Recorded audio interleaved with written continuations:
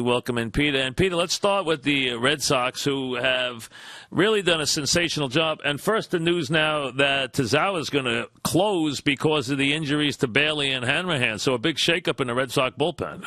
Well, they think Bailey will be back in a week, but Hanrahan could be a lot longer.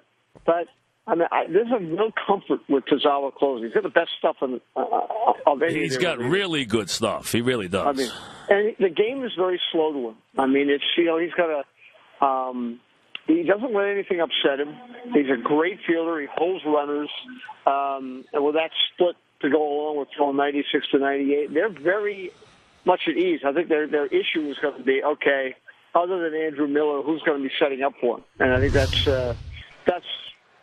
something they have to see him evolve. They've taken Drew Braun out of the rotation and put him in the bullpen for a while and brought up a kid, Alan Webster, to start tomorrow night. So, they think he's a future number one, but he's still very young to be throwing into a pennant race on the 7th of May. And it is a pennant race, and the Red Sox, why not? They've done it this far. The Yanks have hung in there. I think the Yanks could run into some stumbling now. They got an insane amount of injuries. I'm worried about them the next month, but we'll see how it goes. But the Red Sox pitching, and let's get to Buchholz for a second. He's 6-0. He's got a 1.6 ERA, so he's off to this incredible start. But now he has to dodge all these allegations, including that he's loading up the baseball.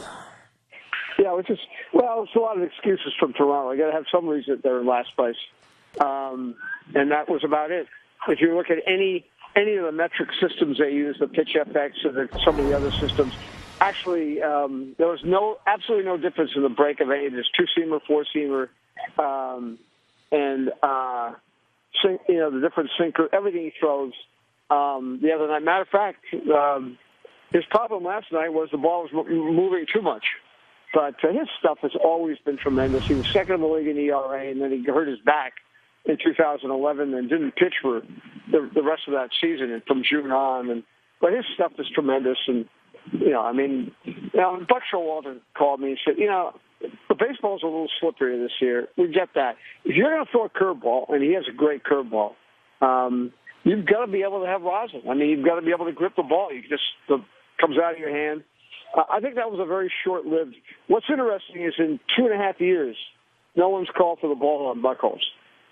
So Toronto players whined off the record to people in the media, but they didn't do it in a game. So I think the Jays have to solve their own problems. Well, here. Their own problems run deep. I know Jose because he actually is spending time. He's actually been up here. He has a home near where I live, and he's coming along well. But so they might get him back. But I'll tell you, their problems run very deep. And how about Dickey? Dickey has now gotten off to a nightmarish start. I know. I can't figure why his velocity would have decreased as much as it's decreased in his knuckleball. It doesn't make sense. He actually got started earlier because of the WBC, and maybe he worked so hard to be ready for the WBC. Maybe he left some behind in Florida, but he hasn't been the same guy. And the American League East is tough for Burley. He's now, over the last 4 years, he's now 2-13 with an ERA well over 5 against the East, and it's just. I think it's going to be tough for him to be able to run off and pitch the way he did in Florida and in Chicago. So they have to find ways. Morrow's good. We don't know about Josh Johnson. His stuff was greatly diminished last year, and he's been hurting this year. So it's a funny team. It really is. It's long year. Difficult. What's difficult is they traded their farm system for this year.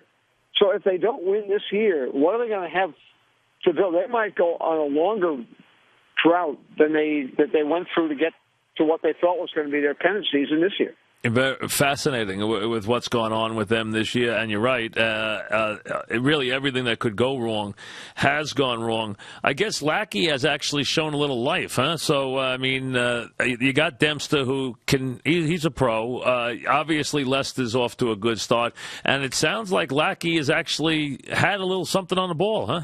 He has. He's up about 3 or 4 miles an hour in velocity, and he throws strikes. He's in much better shape. But the biggest thing is, by having a year and a half off with the Tommy John surgery, he's not hurting all the time, which I think he was in Anaheim. I think he was hurt when they signed him, which is when he went for physical, they then had to renegotiate the contract a little bit so that they added an extra year that if he missed a year, they would get an extra year on the contract at the minimum salary, which he agreed to, which tells me that he was hurt.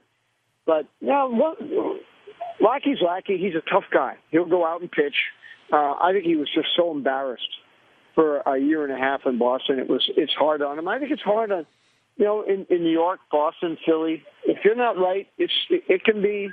You start to get embarrassed, and you've been good. And as Lackey as a rookie, pitched won Game 7 of the World Series. I think the embarrassment factor is something we sometimes overlook. We sort of forget how human these guys are at times.